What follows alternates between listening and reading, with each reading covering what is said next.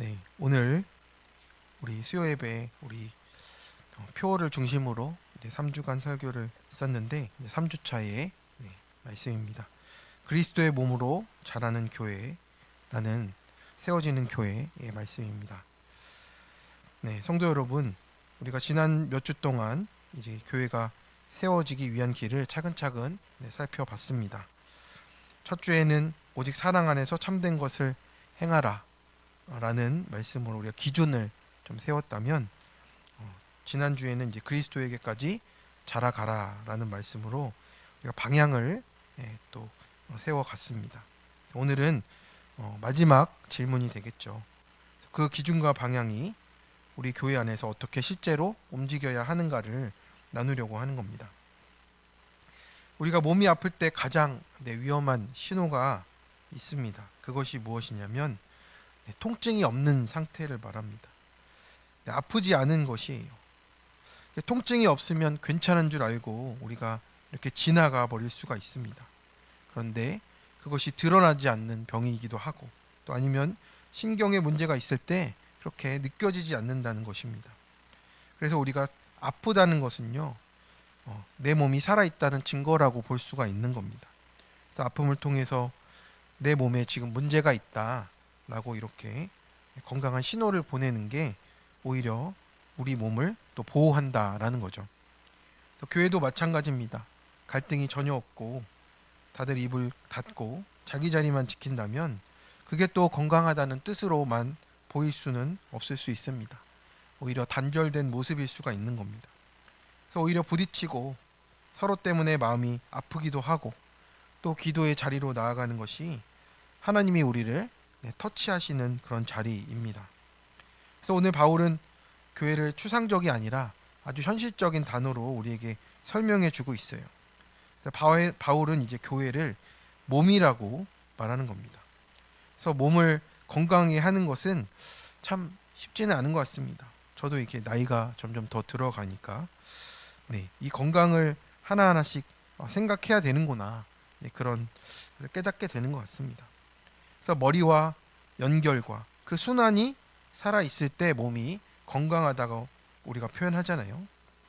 그래서 몸은 이제 아픈 것이 또 점점 이제 나이가 들수록 아픈 것이 또 현실인 것 같아요. 그래서 부딪히기도 하고 상처도 나고 또 점점 병이 들기도 합니다. 그래서 우리가 이제 점점 몸이 아픈 이유가 무엇입니까? 우리가 내 몸 안에서 질서가 이렇게 깨져가기 때문에 그렇다라는 거예요. 그래서 교회는 잘 아는 사람 때문에 잘 되는 것이 아니라 제 자리를 잘 지키는 사람 때문에 교회가 사는 겁니다. 그래서 오늘 본문은 교회를 어떻게 바꿔라 이런 것이 아니라 우리가 다시 어디에 서야 하는지를 깨닫게 해주는 겁니다. 그래서 교회는 몸처럼 작동할 때 세워진다라고 말씀하고 있습니다. 첫 번째는 머리 되기가 아니라 몸의 질서로 세워가야 하는 거예요. 에베소서 4장 15절의 말씀입니다. 우리 같이 한번 읽어보겠습니다. 오직 사랑 안에서 참된 것을 하여 범사에 그에까지 자랄지라. 그는 머리니 곧 그리스도라.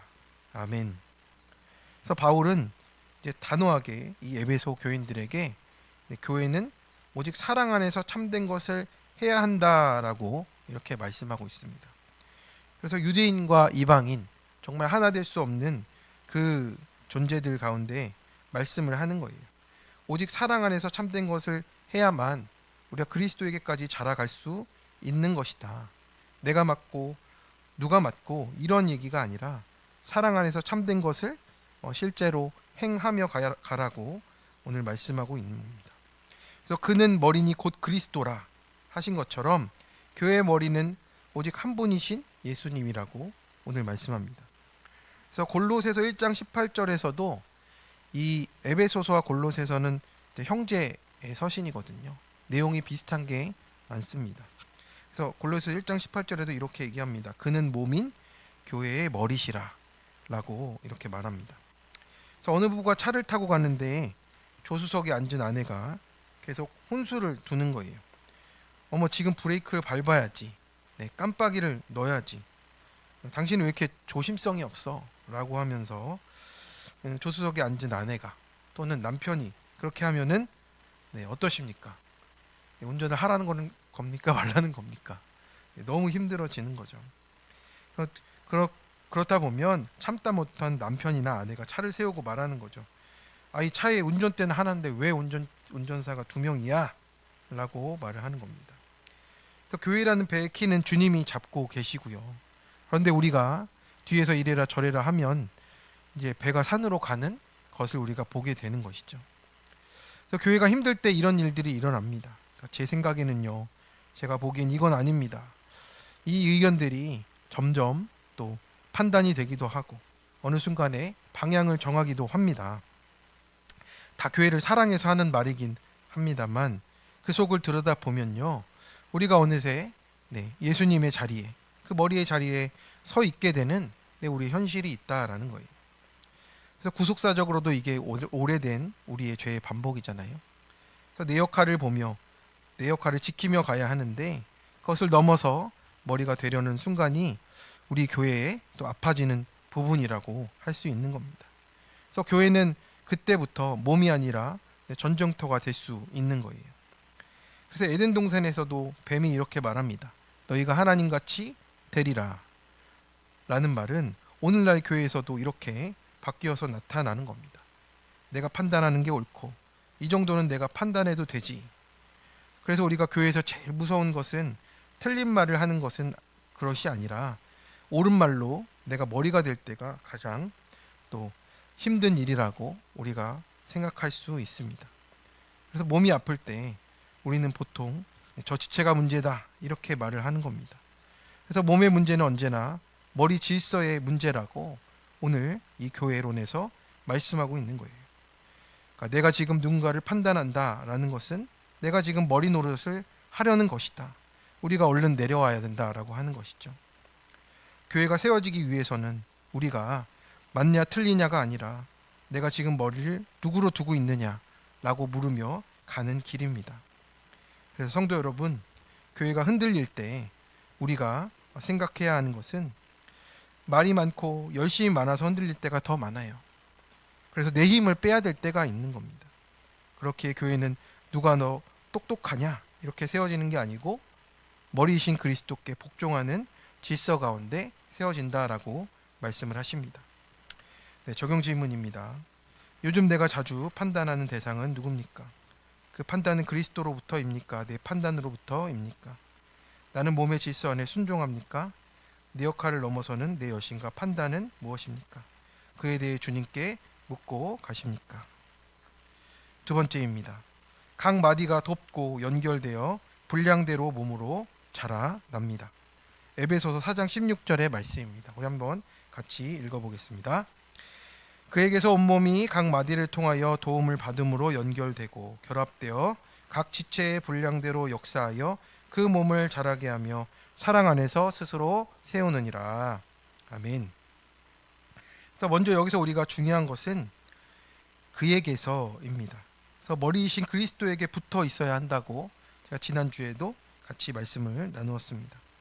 그래서 교회가 살아나는 출발점은 우리의 열심도 아니고 사람도 아니고 관계도 아니고 그리스도로부터라는 것을 우리가 계속 붙잡아야 한다라는 것이죠.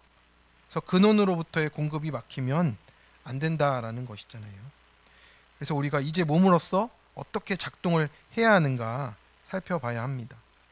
그래서 바울은 이 몸이라는 것, 교회라는 몸이 이렇게 움직여야 한다라고 말씀을 하고 있어요. 마디를 통해서 도움을 받음으로 각 지체의 분량대로 이렇게 말씀하고 있습니다. 그래서 먼저 각 마디를 통하여라는 말은 이제 관절을 얘기하는 거잖아요. 뼈와 뼈가 만나는 관절입니다. 그래서 뼈와 뼈만 만나면 어떻게 됩니까? 우리가 무릎이 아플 때 이 무릎에 안에 있는 연골이 이렇게 닳았으면 뼈끼리 부딪혀서 얼마나 아픕니까? 그래서 어르신들이 그것 때문에 주사를 맞고 그런 걸 많이 봤는데 그렇습니다. 이 관절이 살아 있어야 되는 거예요.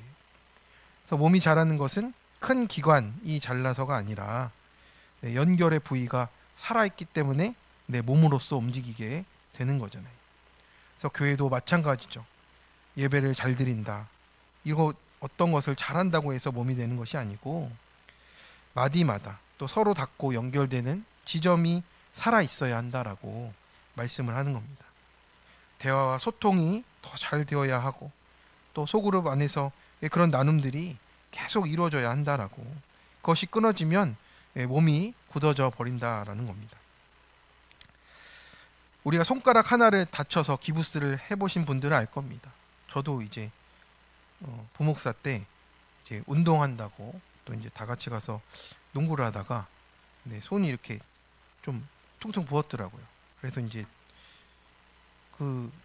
이제 며칠은 이제 맨솔에단 바르고 좀 참았는데 이제 안 낫는 거예요. 원래는 한 3, 4일 지나면 나야 되는데 가보니까 이제 이 오른쪽 이 검지 손가락에 이 실금이 가 있었습니다. 그래서 한동안 이렇게 치고 갔는데 이 부목을 대고 이렇게 했는데 참 불편했습니다. 다친 손가락 한 손가락이지만요, 온몸이 불편하잖아요. 샤워할 때마다 또 이제 또 이렇게 뒤집어 쓰고 해야 되고, 손은 또 불편하고 또 컴퓨터를 쳐야 되는데 안 쳐지고, 그런 어려움이 많았습니다.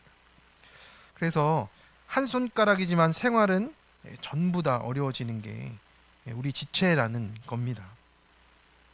그럼 안 쓰다 보면 또 안 아픈 손가락도 힘을 잃고 참 불편하기가 짝이가 없습니다. 그래서 교회도 그래요. 어떤 지체가 빠지면 그 사람만 손해인 게 아니라 몸 전체가 약해진다라는 거예요. 또 교회에서 자주 듣는 말이 있습니다. 나는 없어도 되잖아요. 저 없어도 교회가 잘 돌아갑니다. 다른 분들이 더 잘하십니다. 이게 겸손처럼 말하는 부분도 있겠지만 이게 몸의 질서가 무너지는 일이기도 하다라는 거예요. 이건 어떤 뜻이냐? 몸에서 가출하고 싶다는 뜻입니다. 이탈하고 싶다는 뜻이에요. 우리 옆에 있는 분에게 가출하고 이탈하지 맙시다. 이렇게 내 자리가 있는 겁니다. 특별한 일을 안 하는 것 같아도요, 그 자리에 꼭 계시는 것이 교회의 몸으로 이루어져 간다는 뜻입니다. 새끼손가락이 나 엄지손가락보다 좀 필요 없잖아 라고 한다고 그 기능을 멈추면 코는 누가 팝니까?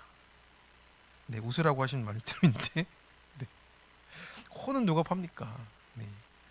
반대로 이런 말도 있습니다. 이건 내가 아니면 안 돼요도 있어요. 사도 바울이 이렇게 분명히 말합니다. 각 지체의 분량대로라는 거예요. 다른 사람과 비교하지 말아라 라는 거죠.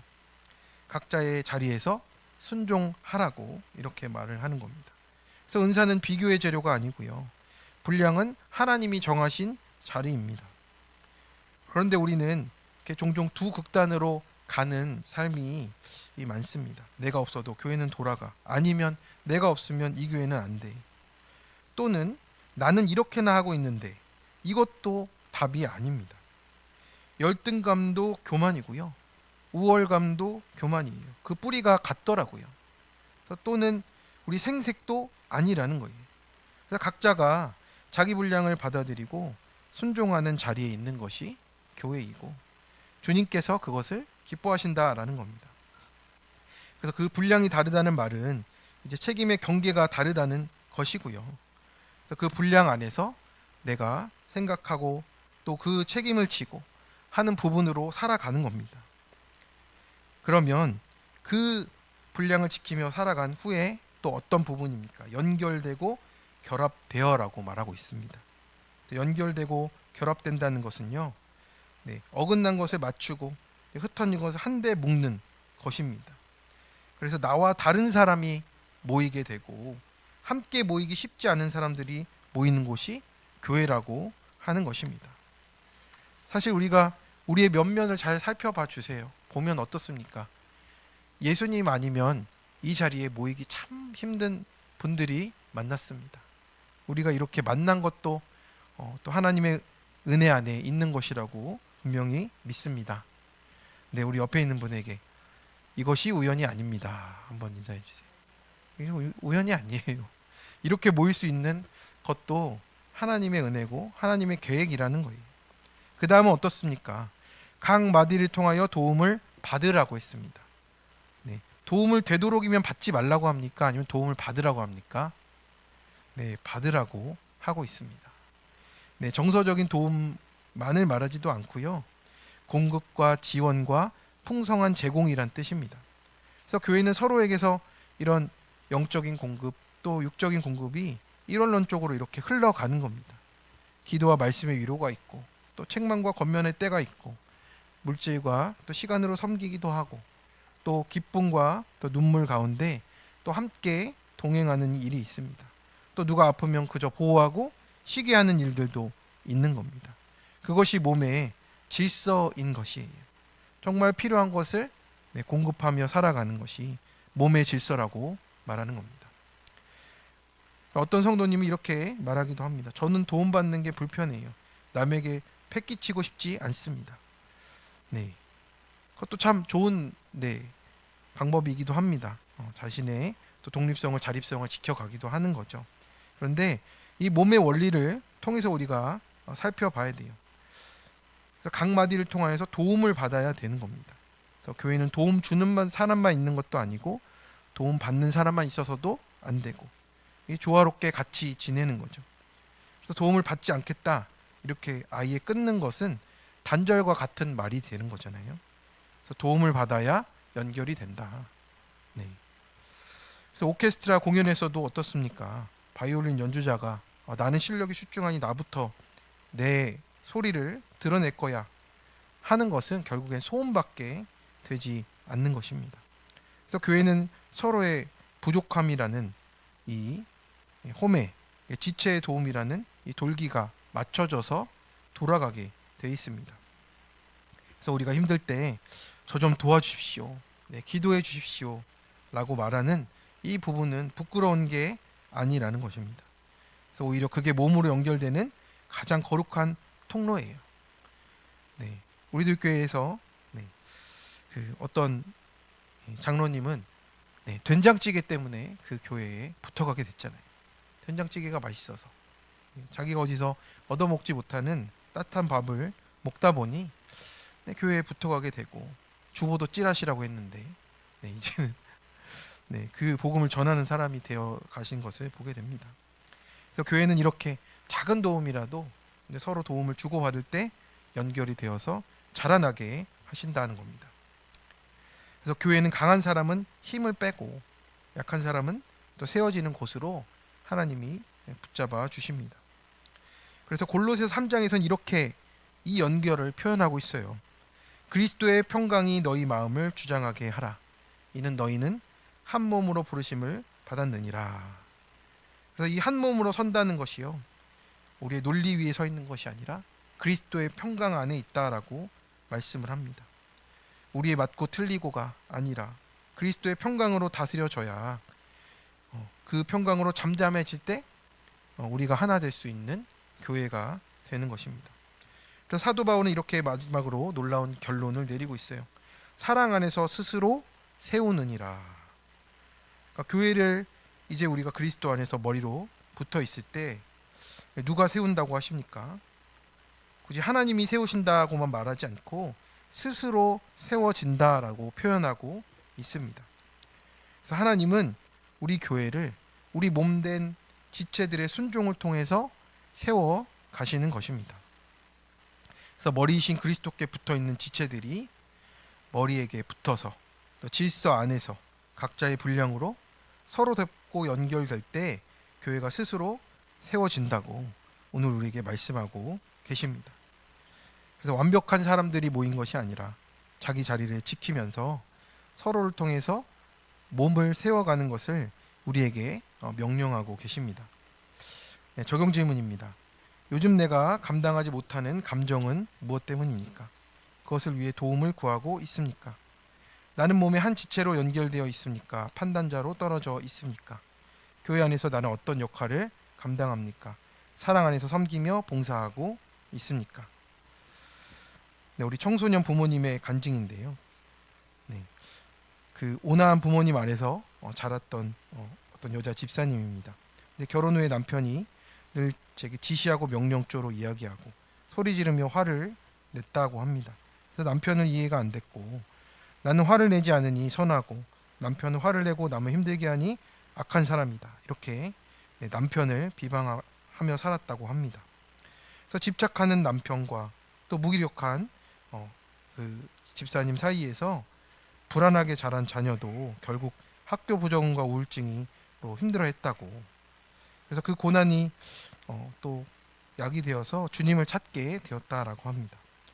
그래서 그제서야 말씀이 들려서 남편에게, 그리고 또 남편이 머리가 되고 자신이 또 순종해야 되는 이 제도에, 이 말씀에 순복하지 못했음을 깨달았다고 합니다. 그래서 모든 문제의 원인이 나부터임을 인정하니까 남편에게 이런 나와 살아줘서 고마워요 라고 이렇게 진심으로 고백하게 되었다라고 합니다. 그래서 오직 그리스도의 몸이 되어야 하는데, 그것을 내가 머리가 되어서, 가정에서도 내가 머리 되어서 남편에게 그렇게 순복하지 못했던 모습을 회개하게 되었다는 이 고백을 간증을 해 주셨습니다. 그래서 이 땅에 또 정욕대로, 가치관대로 싸우다 죽을 인생이었는데 하나님의 자녀로 또 교회로 불러주시고 가족을 섬길 수 있게 해주셔서 찬양한다고 이런 고백을 하게 되었습니다. 그렇습니다. 우리가 머리가 누구이냐가 결국에는 손발이 어디를 향하는지를 또 가르쳐 주는 것 같습니다. 그렇게 또 순복해질 때 몸이 아픈 것이 아니라 이제는 그 몸이 온전해진다라고 또 오늘 이렇게 간증을 해 주신 것 같아요. 네, 성도 여러분, 오늘로 이제 3주간의 표어를 묵상하며 나누었던 설교를 마칩니다. 그래서 이 말씀을 통해서 우리가 무엇을 좀 보아야 하겠습니까? 교회가 세워지는 비밀을 우리에게 말씀하셨습니다. 머리이신 그리스도를 우리가 회복하면 질서가 다시 세워지고 각 마디가 연결되면 몸이 다시 살아 움직여서 각 지체가 분량대로 역사하면서 교회가 사랑 안에 스스로 세워지게 하십니다. 지난 우리 3주간의 결론이 이것이죠. 그래서 우리가 내가 머리가 아니라 우리는 그저 주님의 몸에 붙어있는 작은 마디라고 우리가 그렇게 고백하며 서로를 세워가는 교회가 되기를 간절히 축원합니다. 그래서 내 힘을 빼고 내가 몸의 질서를 지키는 지체가 되어서 우리 부르신 교회가 사랑 안에서 참된 것을 행하며 그리스도가 머리 되심으로 한 몸 되어 세워지는 교회가 되기를 간절히 축원합니다. 아멘. 우리 이 시간 잠깐 함께 찬양하겠습니다.